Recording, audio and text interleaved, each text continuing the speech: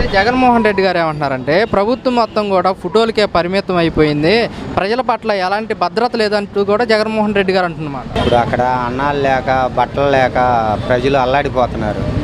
అది దాన్ని మేలు పెట్టుకొని శుభ్రంగా చేస్తే మంచిదని మేము కోరుకుంటున్నాం. అయితే వాతావరణ శాఖ ప్రభుత్వానికి ముందుగానే అలర్ట్ జారీ చేసింది, కానీ అధికారులు ప్రజలను అప్రమత్తం చేయలేదంటూ కూడా జగన్మోహన్ రెడ్డి గారు అంటున్నమాట. మీరేమంటారు? అందుట్లో కొంచెం వాస్తవం ఉందండి. కేంద్ర గవర్నమెంట్ వాతావరణ శాఖ 4 రోజుల ముందు 3 రోజుల ముందు రాష్ట్ర గవర్నమెంట్కి తెలియపరిచింది. కాకపోతే వీళ్ళు అధికారులు కొంచెం అశ్రద్ధ చేసి కొంత వరద మాకు తెలిసి నేను పుట్టి పెరిగినంత అయినాక విజయవాడకి ఇంత వరదత్వం ఇదే తొలిసారండి.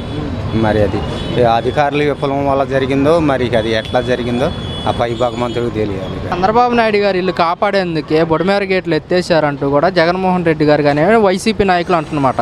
మీరేమంటారు? నిజమేనంటారా? జరిగితే జరగవచ్చండి. ఆయన ఇల్లు కాడ కరకట్టంటేనే ఉంది కదా, ఆయన ఇల్లు కాపాడుకోవటానికి వరదని వేరే చోట డైవర్ట్ చేయొచ్చు. ఇందుట్లో నిజమే ఉండొచ్చు. అయితే ఎంత జరుగుతున్నా కానీ పవన్ కళ్యాణ్ విజయవాడ ఎందుకు రాలేదంటూ కూడా కొన్ని విమర్శలు అయితే వస్తున్నాయి. పవన్ కళ్యాణ్ గారి గురించి మాట్లాడుకుంటాం ఎందుకండి అనవసరం. ఆయన ఏదో సినిమా ఫీల్డ్గా అయితే మాట్లాడతాను, నేను 100 మాటలు చెప్తా ఆయన గురించి. రాజకీయంలో అనుభవం లేని ఆయనకి ఎందుకండి ఇవన్నీ. శుభ్రంగా సినిమాలు తీసుకొని చేసుకుంటే ఆయన బాబు భవిష్యత్తు. అది పవన్ కళ్యాణ్ గురించి ఎంత తక్కువ మాట్లాడుకుంటే అంత మంచిది. అయితే చంద్రబాబు నాయుడు ఇచ్చిన పథకాల మీద దృష్టి పెట్టకుండా జగన్ నామం పాడుతున్నారు, ఎక్కడ ఏది జరిగినా జగన్ జగన్ అంటున్నారు అని చెప్పేసి కూడా జగన్మోహన్ రెడ్డి గారు అంటున్నమాట. ఇవన్నీ డివైడ్ చేస్తాకండి. ఈ పథకాలు ఇచ్చే పథకాలని ఏ రకంగా డివైడ్ చేయాలని ఆలోచిస్తున్నాడు. నిండు అసెంబ్లీలోనే సూపర్ 6 తలుచుకుంటే భయం పడుతున్నా అన్న మనిషి ఈ పథకాలు చేస్తాడని నమ్మకం ఎట్లా ఉంటుందండి? అసెంబ్లీలో నిండు అసెంబ్లీలోనే అన్న మరి ఆ మాట అన్నప్పుడు ఇచ్చేటప్పుడు వాగ్దానాలు చేసేటప్పుడు తెలియాలి కదా. ఏమన్నా జగనే అన్న 1,00,000 కోట్లు ఉంచాడు నేను ఈ పంచుతాను అంటానికి ఏం లేదు కదండి. రాష్ట్రం అప్పుల్లో ఉన్న అన్న సంగతి ఆయనకి తెలుసు. మరి ఈ పథకాలన్నీ ఎట్లా ఇద్దామని ఆయన అన్నాడు అని నాకు భయం పడుతుందని ఎట్లా అంటాడు? ఖజానా ఖాళీ ఉంది, రాష్ట్ర ప్రజలు మొత్తం కూడా అర్థం చేసుకోవాలంటున్నాడు కదా. ఖజానా ఇప్పుడు ఆయన వెళ్ళినప్పుడు ఖాళీ చేసి వెళ్ళాడండి. ఇంకా జగన్ 500 కోట్లు ఉంచి వెళ్ళాడు. జగన్ ఆయన దిగిపోయే నాటికి 100 కోట్లే ఉంచాడు చంద్రబాబు. జగన్మోహన్ రెడ్డి ఆ పథకాలు పెట్టి ఈ పథకాలు పెట్టి మొత్తం ఖజానా ఖాళీ చేశాడు. రాష్ట్ర ప్రజలు మొత్తం అర్థం చేసుకోవాలి, ఇప్పుడు అమలు చేయలేమంట. అదేం కాదండి, ఇవన్నీ కాదు, ఏదో బురద నీళ్ళు చిమ్ముతామే. కానీ జగన్మోహన్ రెడ్డి ప్రజలకి చాలా మేలు చేశాడు. పునాదులు ఎత్తనాడు, పునాదులు వేసేవాడిని మళ్ళీ వచ్చి పునాదులు కొలగిచ్చాడు. మరి ఇప్పుడు ఇచ్చిన హామీలు అమలు చేయకపోతే మరి ప్రజలకి వ్యతిరేకత వచ్చే అవకాశం ఉంది కదా. వ్యతిరేకం వచ్చినా ఆయన మేనేజ్మెంట్ చేసుకునే శక్తి ఆయనకు ఉందండి. చేస్తాడు ఆయన గారు. 3 పార్టీలు కలుపుకున్న ఆయన పెద్ద సమస్య. ఆయన డివైడ్ జాతంలో నెంబర్ 1 వేద పండితుడు అనమాట. చేస్తాడు. జగన్మోహన్ రెడ్డి గారు అంటున్నారు చంద్రబాబు నాయుడు గారు ఆబద్ధాన్ని కూడా అమ్మకానికి పెట్టే వ్యక్తి అని చెప్పేసి కూడా మాట్లాడుతున్నారు. నిజమేనండి ఆ మాట. వాస్తవమే. చంద్రబాబు గారికి 5 సంవత్సరాలకి ఏం జరుగుతున్నది ఇప్పుడే ప్రణాళిక తయారు చేసుకుంటారు. చిన్నప్పటి నుంచి చూస్తున్నాం చంద్రబాబు గారిని. ఆయన ఎలాంటి మనిషి, మాట మీద నిలబడే మనిషి, మాట మీద నిలబడే మనిషి. మాకు చిన్నప్పటి నుంచి డైరీలు వేసుకోవాలి కానీ చూస్తున్నామండి. జగన్మోహన్ రెడ్డి గారు అంటున్నారు మా ప్రభుత్వం అధికారంలోకి వస్తే పిల్లలకి అమ్మఒడి కానివ్వండి, మహిళలకు చేయూత కానివ్వండి ఇచ్చేవాళ్ళం అని చెప్తున్నారు. అడిగండి ఇచ్చాడుగా జగన్మోహన్ రెడ్డి, అన్నీ ఇచ్చాడు. నేను మొన్న ఊరినే స్కూల్ దగ్గరికి వెళ్తే పిల్లల్ని అడిగితే భోజనం కూడా సరిగ్గా పెడతలేదు, రైసులో పురుగులు ఉంటున్నాయి అని చెప్తున్నారు. ఇక్కడ కంకిపాడు మండల ఆఫీస్ స్కూల్ అండి అక్కడ.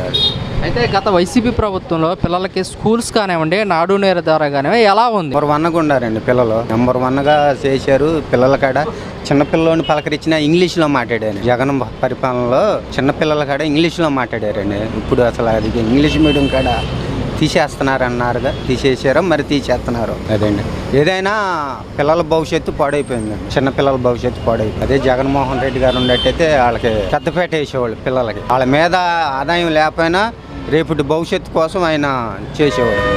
ఏది జరిగినా కానీ జగన్ జగన్ అని చంద్రబాబు నాయుడు జగన్ నామం వాడుతున్నారు. అలా ప్రజలకు ఇచ్చిన పథకాల మీద దృష్టి పెట్టాలంటూ కూడా జగన్మోహన్ రెడ్డి గారు అంటున్నారు. వాస్తవమే. మరి ఎంతసేపు ఆయన కామెంట్ చేయటమే కాదు, మరి ఈయన చేయాల్సిన ఈయన చేసుకోవాలి కదా. ఎంతసేపు శత్రువులాగా ఉన్నాడు లేదా అపోజిషన్ పార్టీ అని చెప్పి అతను ఏదో చేస్తున్నాడు ఇదే చేస్తున్నాడని చెప్పి పద్దాగా అతన్ని కామెంట్ చేయడం కన్నా మంచి పనులు చేసుకోవడం ఉత్తమం. ఆయన ఇచ్చిన హామీలు అవన్నీ సక్సెస్ చేసుకోవడం అని నా ఉద్దేశం. ఎంతసేపు ఒకళ్ళ మీద దుమ్మెత్తు పోయటం కన్నా అది చేస్తున్నాడు ఇది చేస్తున్నాడని చెప్పి ఒకళ్ళని అంటాం కాదు, మనం ఏం చేయాలని ఆలోచించుకోవాలి. మనం ప్రజలకు న్యాయం ఏది చేస్తే మంచి జరుగుతుంది అని ఆలోచన చేసి ఏ పథకాలు అమలు చేయాలో అవి చేసుకుంటూ ఉత్తమం. అని నా ఉద్దేశం. అయితే జగన్మోహన్ రెడ్డి గారు అంటున్నారు, మా ప్రభుత్వం అధికారంలోకి వచ్చినట్లయితే కనుక పిల్లలకి అమ్మఒడి కానివ్వండి, మహిళలకు చేయూత కానివ్వండి, ఇలాంటివి మేము ఇచ్చేవాళ్ళం అని చెప్పి జగన్మోహన్ రెడ్డి అంటున్నారు. ఇచ్చారుగా, మరి ఇచ్చారుగా, అమ్మో అన్నీ ఇచ్చారుగా, వాళ్ళు ఉన్నప్పుడు ఇచ్చారుగా, అందరికీ ఇచ్చారుగా, రకరకాల స్కీములు పెట్టి అందరికీ డబ్బులు ఇచ్చారుగా. పంచిపెట్టకపోతే అబద్ధం. మరి ఆయన పెట్టిన ఆయన టైంలో ఆయన ఇచ్చాడు, అందరికీ ఇచ్చాడు. ఎవరైతే అర్హులు అయితే వాళ్ళందరికీ డబ్బులు పంచిపెట్టాడు. ఇవ్వలేదని ఎవరు అనలేదు అన్నమాట. నాకు ఈ సూపర్ 6 పథకాలు చూస్తుంటే భయం వేస్తుంది. డైరెక్ట్ చెప్పాడు, నాకు భయం వేస్తున్నాను. మరి అది ముందు చూడటం ఎందుకు, మళ్ళీ భయం వేస్తున్నాను ఎందుకు? మరి ఈ పథకాలు అమలు చేయకపోతే వ్యతిరేకత వచ్చే అవకాశం ఉంది కదా? రావచ్చు అండి. ఇప్పటికే చాలా వరకు వచ్చింది. అంటే చంద్రబాబు నాయుడు గారు చెప్పిన పథకాలను చూసి ప్రజలు మొత్తం ఓట్లేసారంటారా? ఏం జరిగిందో అంత దేవుడు తెలియాలి.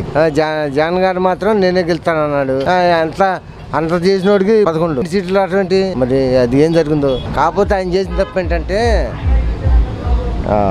ల్యాండ్ టైటిల్ చట్టం తెచ్చాడు చూడు, అదో తప్పు వచ్చింది. ఈ జగన్ గారు ఆఖరిలో ఏం చేశాడంటే ఎలక్షన్ ముందు ల్యాండ్ టైటిల్ చట్టం తాగకూడదు. అది బాగా తప్పు వచ్చింది. అప్పుడు రివర్స్ అయిపోయింది అంతా. అది దానివల్ల ఓడిపోయారంటారా? అంతే, దానివల్ల కాదు, ఇంకా ఉండాలి అనుకుంటున్నారు జనాలు. మనం అనకూడదు. వైసీపీ వాళ్ళు కానివ్వండి, వైసీపీ పార్టీకి సంబంధించిన వాళ్ళు కానివ్వండి, మెజార్టీ లేని స్థానాల్లో కూడా మెజార్టీ వచ్చిందంటే మాకు అనుమానాలు వస్తున్నాయి అంటున్నారు. ప్రజల్లో కూడా అలానే అనుకుంటున్నారు. ప్రజలు అదే అనుకుంటున్నారు. పతోడు మేము వేసాం ఎట్ట గెలిచింది అంటున్నారు. అది పతోడు మేము వేసాం, ఓట్ల మేము వేసాం అంటున్నారు. ఎట్లా వచ్చింది గవర్నమెంట్ అంటున్నారు. మరి ఏం చేస్తాం వాళ్ళకి?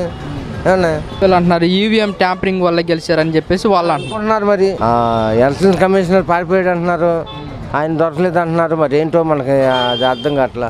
నేను నాకు 60 ఏళ్ళు వచ్చినాయి. నిన్న పెన్షన్ కోసం రాపించుకోవటానికి వెళ్ళా. నేను 10th పాస్ అయ్యా. నా సర్టిఫికేట్ ఉంది.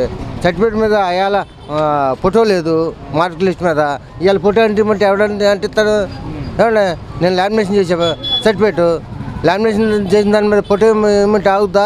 మరి ఏంటి అదే జగన్ ఉంటే అనేవాడా? అది ఎట్లా రిజిస్టర్ వద్దంటున్నాడు ఆయన ఆఫీసరు. మరి ఏం చేయాలి? మేము వెళ్ళామన్నా ఆఫీస్కి వెళ్తే ఆ ఆఫీసర్ అన్నాడు మేము పెట్టినా కూడా రిజిస్టర్ అవుద్ది, దాని మీద ఫోటో అంటించరండి, వెళ్ళి హెడ్ మాస్టర్తో సొంతం పెట్టామంటే ఎక్కడ పెడతారు? మనం లామినేషన్ చేసిన దాని మీద ఎట్లా పెడతారు? అది పీకాల, అది పీకితే ఉంది తిరిగిపోద్ది టీసీ మొత్తంగా. అంటే మీరు సచివాలయంకి వెళ్ళారా పెట్టుకోవడం? సచివాలయం కంకిపెట్టి సచివాలయం.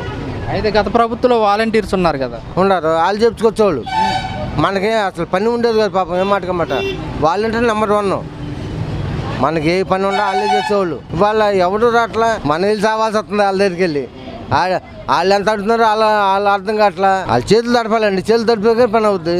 మరి గత ప్రభుత్వంలో ఏం లేదు. మెల్లకుండా ఇంటికాడ కూర్చుంటే వాళ్ళు వచ్చేవాళ్ళు, చెప్పేవాళ్ళు, రాసుకునేవాళ్ళు, శుభ్రంగా వెళ్ళి ఆ సర్టిఫికేట్ కావాలని తెచ్చేవాళ్ళు.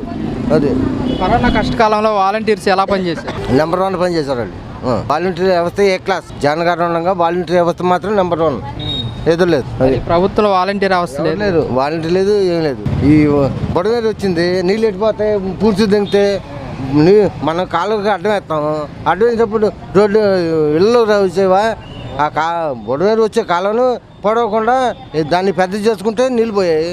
పెద్ద చేయకుండా ఇల్లు వేసుకోమంటే ప్రతి నాయకుడు వచ్చి ఇల్లు వేసుకోమంటే కాలువ బుడ్ చేశారు. కాలువ నీళ్ళు పోయి మార్గం లేదు, ఇల్లులోకి ఎక్కేసినాయి. కాదండి, జగన్మోహన్ రెడ్డి గారు అంటున్నారు కరకట్టకాడ ఉన్న ఇల్లు చంద్రబాబు ఇల్లు మునిగిపోకుండా ఉండాలని బుడమేర గేట్లు ఎత్తేసారు అని చెప్పి జగన్మోహన్ రెడ్డి గారు అంటున్నారు. నిజమేనంటారా? రిటర్న్ వాళ్ళు వేసాడుగా, దానికేం బాగలేదు. ఆయన ఎత్తే పని ఉంది. వాళ్ళు చూస్తున్నారు, వాళ్ళని అడగండి, వాళ్ళు చూస్తున్నారుగా. మాకు వాళ్ళు ఉన్న వల్ల మేము చెవని డౌన్లో ఉన్న ప్రజలు చూస్తున్నారు. కాదండి, ఆ రిటర్నింగ్ వాళ్ళు కట్టకపోతే పరిస్థితి ఎలా ఉండేది? మొత్తం వాళ్ళు కూడా ఎక్కేవాళ్ళు, వాళ్ళు కూడా సమస్య లేదు.